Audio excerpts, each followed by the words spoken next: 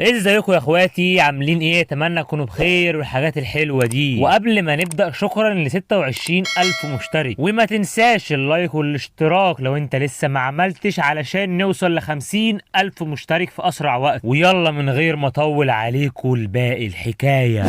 بتبدأ أحداث الحلقة ال11 من يي تشين بعد ما تم اختيار يي تشين لمحاربة التلميذ البنفسجي، وبيبقى معلم الأخت الصغيرة واقف معاها وبيقول لها إن ده اختبار كبير جدا لتلميذها، وده لأنه كده ممكن يحارب ضد العشرة الأوائل من التلاميذ الحقيقية علشان يقدر بس يدخل اختبار البوابة الداخلية. فبتقول له الأخت الصغيرة إنه هزم كل اللي حارب ضدهم، لكن على الرغم من كده فهو برضه تلميذ حظه وحش جدا. نرجع ليي تشين اللي بيقول للتلميذ البنفسجي انه عايز يسوي الخلافات اللي بينهم قبل ما يبداوا القتال. فبيقول له التلميذ البنفسجي انه شخص مجنون علشان يطلب حاجه زي كده، وبيهجم عليه علشان يبدا القتال، وبيجمع قوته كلها حوالين يي تشين اللي بيبقى مستغرب من قوته في الهجوم. وبيستعين التلميذ البنفسجي بختم شوينج، وبيضطر يي تشين هو كمان يستخدم ضربه الرعد علشان يدافع بيها عن نفسه. بيقدر يضربه بقوة لدرجة انه بيقع على الارض، وبيفضل يبص عليها بحقد جدا وهو متعصب انه ضربه، وبيصنع لنفسه درع. فبيضربه يي تشين تاني بقبضة الجبل، وبيقول له باستهزاء انه مجرد تلميذ ضعيف وما ينفعش يتحط في مقارنة معاه. وده بيعصب التلميذ البنفسجي وبيخليه يعمل الحركة السرية بتاعته وبيهجم عليه قدام التلاميذ اللي بيفضلوا يقولوا ان التلميذ البنفسجي اكيد هيخسر قدام يي تشين زي ما خسر قدامه اقوى التلاميذ اللي فاتت، وما كانش فيه اي اثاره وتشويق في القتال. وبيبقى يي تشين زهق، فبيقول لنفسه انه عايز يخلص من القتال السخيف ده بسرعه، وبيستعين بقوه التنين اللي عنده، وبيقوم بعمل تعويذ القفزتين القمر علشان يقتله ويخلص. ولكن فجاه بشكل غير متوقع وبصدمه بيبدا يتقيأ الدم، وبيكون مفيش حد من الموجودين فاهم ايه اللي بيحصل وازاي بيتقيأ دم فجاه من غير ما حد يهجم عليه. وليه حاسين ان يي تشين بقى شخص مشوش، ونشوف يي تشين في حالة يرثى لها. وده على عكس المداوي اللي بيسأل المعلم زيفو بصدمة هو ازاي تلميذه المجنون يي تشين يستخدم تقنية قوية زي تقنيته السرية بعد ما اخد حبة العظام علشان تشفيه، لان ده معناه انه بكده بيدور على الموت بنفسه. وبيكون معلم الاخت الصغيرة مستغرب وبيسألها، فبتقوله انها ما ادتلوش حبة العظام. اما على الناحية التانية فبيكونوا معلمين الطوائف اللي حاربهم يي تشين وهزمهم واقفين باصين عليه بكل غل وخبث، وبيبان انهم عملوا حاجه احنا لسه مش عارفينها، او تقريبا بسبب الحبه اللي الشخص الملثم اداهاله. نرجع بقى للحلبه، وبيكون يي تشين لسه ضعيف وتعبان، وده اللي بيستغله التلميذ البنفسجي، وبيقول له ان هو ده الغلط اللي عمله، انه دلوقتي هيروح للموت خلاص، وبيبدا يهجم عليه بكل قوته علشان يقتله. ويي تشين بيقع على الارض وبيفضل يسأل نفسه عن ردة الفعل اللي حصلت جوه جسمه فجأة من غير اي مبررات، لان ده اكيد مش قوة سحر. وبيبص بصدمة وبيفهم ان دي اكيد مؤامرة معمولة ضده علشان تخسره. وبيبص للتلميذ البنفسجي اللي بيكون ماسك سيفه ونازل يقضي عليه، ولكن بيقدر ينجو من هجومه في اخر لحظة، وبيتغرز السيف جوه الحلبة. بعدها بتكون قوة النار الحقيقية جوه جسمه بتقوم بثقل القوة العنيفة اللي جواه من تأثير الحبوب، وبتبقى الاخت الكبرى تشي واقفه متابعه اللي بيحصل، وبتفهم انه بيعمل ثقل لحبوب العظام، لكن بيبقى الدب الصغير مش فاهم هو بيعمل ايه. فبتبدا هي تشرح له انه بيعمل ثقل لحبه العظام اللي جواه علشان يخف ويشفى بسرعه. وبيبقى الدب الصغير مش عارف ايه نوع الحبوب دي، وبتفضل تقول له انها حبوب طبيه علشان تعالج اثار الاصابات الداخليه جوه جسد المحارب، وانها على الرغم من انها تعتبر اكسير علاجي طبي الا ان ليها عيوب كتير جدا. وبيسألها الدب الصغير عن عيوبها، فبتقول له انه طالما بياخد حبة العظام كدواء لازم ما يستخدمش قوة كبيرة من طاقة التشي الحقيقية، والا اللي تشي اللي جوه جسمه حبة العظام هتتصدم اكيد في خطوط الطول والعظم في جسمه. بس بعيد عن كل ده فهي اعلى درجة حبة في حبوب الشفاء، وده بيفسر ازاي يي تشين شفى من اصاباته بسرعة جدا، وانه من المحتمل انه استفاد من حبوب العظام العنيفة. وبيبقى يي تشين لسه تعبان جدا، وبتكمل الاخت الكبرى شين للدب الصغير وبتقول له ان يي تشين لو ما بقاش حذر هتنفجر ويموت. وبيبقى الدب الصغير متعصب جدا من يي تشين وبيقول عليه غبي لانه اخد اقوى انواع حبوب العظام وبعدها اتجرأ واستخدم اقصى انواع قوته وهي الشيل غاضب وانه كده هيموت نفسه. وبيقول له واحد من التلاميذ اللي قدامه ان الموضوع مش بالبساطه دي لان يي تشين باين عليه التعب والصدمه وانه ممكن يكون ما يعرفش العيوب بتاعه حبه العظام وخطورتها. وبيرد عليه التلميذ التاني وبيقول له ان ممكن يكون يي تشين ما يعرفش انه اخد حبه العظام اصلا وان برضه ممكن يكون في حد حاول يوقعه علشان يضعف قوته ويقتله واكيد ده فخ وقع فيه. وبيخاف الدب الصغير على صديقه يي تشين اكتر وبيسأل الاخت الكبرى تشين لو كانت حياته دلوقتي في خطر فبترد عليه انها مش قادره تحدد بس هو اكيد لازم يكون خد حبه العظام منخفضه المستوى لانها لو كانت حبه العظام عاليه المستوى ففي اللحظه اللي يي تشين هيستخدم فيها قوه الشيل الحقيقيه هيموت خلاص. وبيقول لها ايه اللي يستاهل ان يي تشين يقاتل علشانه لانه كده هيقتل نفسه وهيعرض حياته للخطر. وبعدها بيقول لكبير الحكام انه تم التآمر على صديقه يي تشين وانه بيقترح انهم يعلقوا المسابقه ويأجلوها وينقذوا حياته الاول. وبيبقى كبير المعلمين متفاجئ جدا من اللي سمعه وبيقول واحد من التلاميذ للدب الصغير ان الكتير بيراقبوا كبار المعلمين فمين هيقدر يأذي يي تشين وبيسأله بمكر لو كان قصده ان كبار المعلمين مش بيشوفوا. وبيأكد زميله التاني كلامه وبيقول لهم ان اكيد يي تشين هو اللي اخد حبة العظام بنفسه علشان يعزز قوته الزراعية. ولما لقى نتيجة الحبوب ضده قال ان الناس اتأمرت عليه علشان لما ما يقدرش يتغلب عليه يسيب المنافسة متعلقة. ازاي يبقى فيه النوع ده من انواع المسابقات لانها كده مش هتبقى منافسة عادلة. بس لو يي تشين اعترف بالهزيمة وبعد كده علقوا المنافسة فهم ما عندهمش مانع خلاص وبيكونوا بيعملوا كده علشان يخلوه يعترف بهزيمته بأي شكل وخلاص ويخرج بره المسابقة. فبيقول له الدب الصغير يسكت ويبطل يقول اي كلام وخلاص على يي تشين صديقه لان قوته مش محتاجة انه ياخد اي حبوب لتقويتها. وبيرجع التلاميذ يشاوروا على التلميذ البنفسجي وبيسألوه عن نوع المؤامرة اللي هو عملها علشان يهزم يي تشين وبيكون التلميذ البنفسجي مش فاهم قصدهم وبيقول لهم انهم اكيد هم السبب في ان يي تشين يتعب مش هو. وبيسألهم لو عاوزين يدخلوا معاه في معركة وبيأمرهم كبير المعلمين يسكتوا. وبتقول له الاخت الصغيرة ان الموضوع بقى فوضوي جدا وانه لو عايز يروح لفينج يونتي فهي مش هتتدخل. وبيفضل كبير المعلمين يفكر ازاي التلميذ العنيد ده ياخد حبة العظام مع قوته الحالية وانه ما كانش ضروري ياخد الحبة دي لانه مش محتاجها. وبياخد رأي الاخت الصغيرة والاخ الاصغر فينج في الموضوع وبيقول له فينج ان ده موضوع غريب وان من رأيه يتم تعليق المنافسة. وبتوافق الاخت هي كمان على تعليق المنافسة وبيحسم كبير المعلمين قراره. بس قبل ما يعلن عن توقف المنافسة وتعليقها بيروح له المعلم جي كونج وبيسأله عن سبب انحيازه ليي تشين وكبير المعلمين ديكسوان وبيسأله عن قصده. وبيقول له جي كونج ان مش قصده حاجة بس يعني ان هو المفروض جه علشان يشوف ويشرف على القتال وانه ما ينفعش يغش علشان يحقق ارباح شخصية. وبيوافقوا المعلمين اللي معاه على كلامه وبيقولوا لكبير المعلمين ان في تلاميذ كتير جدا بيتفرجوا على المنافسة ومن الطفولي جدا تعليق بقية المسابقة لمجرد كلام عن مؤامرة سرية ملهاش اي اساس من الواقع وان شرطهم الوحيد للفوز هو ان يي تشين يعترف بهزيمته. وبتتواصل المعلمة مع يي تشين بلغة التخاطر وبتطلب منه يعترف بالهزيمة وانه حتى لو خسر النهاردة في القتال فهيفضل تلميذها علشان كده الاحسن ليه ينسحب من غير ما يخاطر بحياته. وبيرد عليها يي تشين وبيقول لها انه مستحيل يعترف بالهزيمة وانه كان ممكن يعمل كده في حالة انه بيحارب شي يوان مثلا وكان هيعترف بهزيمته قدامه لكنه مستحيل يعترف بهزيمته قدام التلميذ البنفسجي حتى لو كان هيموت. مش من العار الاعتراف بهزيمته قدام صديق ولكن من العار انه يعترف بهزيمته قدام عدوه فده هو العار اللي هيفضل ماشي بيه مدى الحياة. وبيهجم عليه التلميذ البنفسجي علشان يقتله بكل قوته وبتطلب الاخت من يي تشين يوقف قتال فورا وبيقول لها ان تلميذها مستحيل يبقى ضعيف او جبان وان في المعركة دي بالذات مستحيل يي تشين يستسلم. وبتبقى المعلمة مصدومة من اصرار يي تشين وبيهجم التلميذ البنفسجي بكل قوته وبيقع يي تشين على الارض وهو بيتألم وبيقول في نفسه انه مستحيل يخسر في المعركة دي بالذات. بعدها بيطلب من قوته السرية تساعده في علاج جروحه وبيبدأ يقول طلاسم غريبة علشان يزيد مفعول القوة السرية. كل ده قدام كبير المعلمين اللي بيبقى مبهور ومستغرب في نفس الوقت، وبيقول لمتدربينه ان عظام ييت شن دلوقتي بتنمو مكان العظام اللي اتكسرت، وان دي تقنيه سريه لتنقيه الجسم. وبتقول له المعلمه انها اول مره تشوف تلميذ مجنون للدرجه دي، لانه في الوقت ده بالذات وبرغم تعبه الجسدي قادر يتحمل الام تدريب الجسم، وده هيخلي الامور بالنسبه له تبقى اسوأ بكتير. وبيقول لها الاخ الصغير ان هو كمان اول مره يشوف شخص مجنون من زمن بعيد جدا. ومن ناحيه تانية ييت شن بيقول لازم استحمل، ده امر لا يطاق. ولكن التلميذ البنفسجي ما عندوش صبر وبيهجم على ييت شن تاني بكل قوته، وبيفضل يضرب فيه بكل قوه وحركاته القويه علشان يقتله. وبيقول كبير المعلمين للمعلمه ان ييت شن لو فضل في الحلبه هيموت بالتاكيد، ولكن الاخت تشو بتبقى عارفه انهم لو وقفوا المعركه بالقوه هيضطر ييت شن يعلن هزيمته، وده بالنسبه له اسوأ واقصى من انه يموت بالنسبه له. وبيقول لهم الاخ الاصغر ان ييت شن شاب قوي جدا وعنده ايمان كبير جدا بفوزه، لان شخص زيه كونه يخوض في التحدي هيخاطر بكل حاجه يمتلكها مقابل انه يفوز. وبيبقى المعلم زيفو قلقان جدا على تلميذه، وبيفكر يعترف بحقيقته انه كيميائي لكبير المعلمين، لانه لو عرف كده هيوقف القتال وهيقدر يتدخل بكل قوته، حتى لو جي كونج اتدخل تاني، بس هو هيكون كده بيخاطر بحياه ييت شن اكتر من قتله. نرجع لييت شن اللي بيطعن من التلميذ البنفسجي بقوه قدام معلمين الطوائف اللي بيتفرجوا على القتال بشماته وسعاده جدا. وبيكمل التلميذ البنفسجي ضرب في ييت شن لغايه ما بيقع على الارض وما بيقدرش يقوم تاني. وبيبقى تلاميذ الطوائف كلهم باصين على ييت شن بصدمه، وبيقولوا ان الاصابه المره دي قويه جدا وانه هيبقى صعب على ييت شن انه يقوم تاني يكمل قتال. وبيقول له التلميذ التاني ان الاصابه قويه جدا لدرجه انه من الغريب انه يقوم تاني اصلا من مكانه، ولكن على الرغم من كده هو لازم يكون فخور كفايه بنفسه حتى لو خسر، وما ينفعش ابدا يحس بالعار لانه حاول بكل قوته. وبيفضلوا كلهم باصين لييت شن اللي واقع على الارض ومش قادر يتحرك من مكانه، وهم مش عارفين ايه هيكون مصيره. وبيفضل التلميذ البنفسجي واقف قدام ييت شن المره دي على الارض وفاقد الوعي، وهو بيتفاخر هو وتلاميذ الطوائف اللي منهم تشي هاو، فبيقول له الدب الصغير بكل عصبيه يستنى وهو هينتقم منه اشد انتقام. وبتحاول الاخت تشو تهديه وتخليه يوقف كلام، وبيبدا العد التنازلي علشان يتم اعلان خساره ييت شن وفوز التلميذ البنفسجي في قمه رينانج وقاعه التأديب. وبيسكتهم الدب الصغير عن العد وبيهددهم انه هيقتلهم، بس هم بيكملوا عد. وبيفضل التلميذ البنفسجي مستني بفارغ الصبر علشان يعلنوا فوزه. وبيفضل التلاميذ يستفزوا الدب الصغير ويقولوا له انه مش هيقدر يقاتل تاني ابدا، ده لو ما كانش مات اصلا. كل ده قدام كبير المعلمين اللي بيسأل معلمينهم لو دي اخلاق تلاميذهم، وبينكروا معلمين الطوائف وبيقولوا له انها مجرد منافسه مش اكتر، وده ملوش اي معنى عادي. وبيضحك كبير المعلمين عليهم بسخريه، وبتقول لهم الاخت الصغيره ان تلميذها حتى لو خسر هيخسر بكبريائه. وقبل ما تكمل كلامها بتبص على الحلبه بصدمه وهي مش مصدقه ان ييت شن رجع قام من جديد وسط ذهول كل الموجودين في قاعه المنافسه من قدرته على اكمال المعركه بعد اللي حصل فيه. وبيقول لهم ييت شن بكل ثقه انه راهن على الفوز في المسابقه دي، وانه مستحيل يخسر قدام التلميذ البنفسجي اللي بيبقى واقف مصدوم، وبيقول لنفسه ان مستحيل ده يحصل وانه يرجع يقوم تاني من جديد. وبيهجم على ييت شن بكل قوته، وييت شن بيدافع عن نفسه بسرعه، والبنفسجي بيقول ان دي مستحيل تبقى حياه انسان، وبيستعمل كف شوين محاولا منه للقضاء على ييت شن. وبيضحك وهو متاكد من ان ييت شن زمانه دلوقتي مات خلاص بعد كف شوين. ولكن انت فاكر ان دي نهايه ييت شن؟ لا والله، بيتفاجئ بكونه لسه عايش. لا ومش بس كده يا صديقي الاسطوره، ده كمان بيستعد علشان يرد له الهجوم. بيروح ناحيته وهو مش فاهم طبيعه الشخص اللي قدامه ده، وبيحاول المره المليون يقتله، والاتنين بيحاربوا بعض. وبيقول كبير المعلمين للاخت الصغيره ان ييت شن بيفكروا بحد يعرفه، فبترد عليه وبتقول له لو كان الشخص ده هو ملك السيوف. وبيأكد لها كبير المعلمين كلامها، وبيقول لها ان هما الاتنين ليهم نفس المزاج والموهبه، وان في معركه دونجلينج جويوان في السنه دي 9 شيوخ من القاعه المتعلقه للدماء قدر ملك السيوف يقتلهم لوحده، وده اللي خلاه يكسب ويتلقب بلقب امبراطور السيوف. وبتقول له الاخت الصغيره من ضمن الثلاث طوائف المجمعه في قاعه ديشو الاول ممكن اعتبار الطفل الصغير ييت شن تحت التصنيف بس. وبتقول في نفسها انها بس ما تعرفش لو كان الراجل اللي بيبص للعالم نظره كره وحقد حقد لازال على قيد الحياة عادي. وبيبقى كبير المعلمين هو كمان مش فاهم ليه الموضوع بقى معقد اكتر من اللازم. نرجع للحلبة بقى اللي مش هنخرج منها دي، والتلميذ البنفسجي اللي هيفضل طول عمره بيحاول يقتل يي تشن وبيهجم عليه. طبعا انتوا عارفين ليه، وطبعا بطلنا اللي مفيش منه بيتصدى لهجومه بمهارة، والتلميذ البنفسجي بيفضل يقول له ما يعملش كده ومستحيل وغير ممكن وكده. والدب الصغير بيبقى باصص على الحلبة وبيقول للاخت تشو انه لو كان في عالمه دلوقتي كان خسر بالتأكيد، لكن ازاي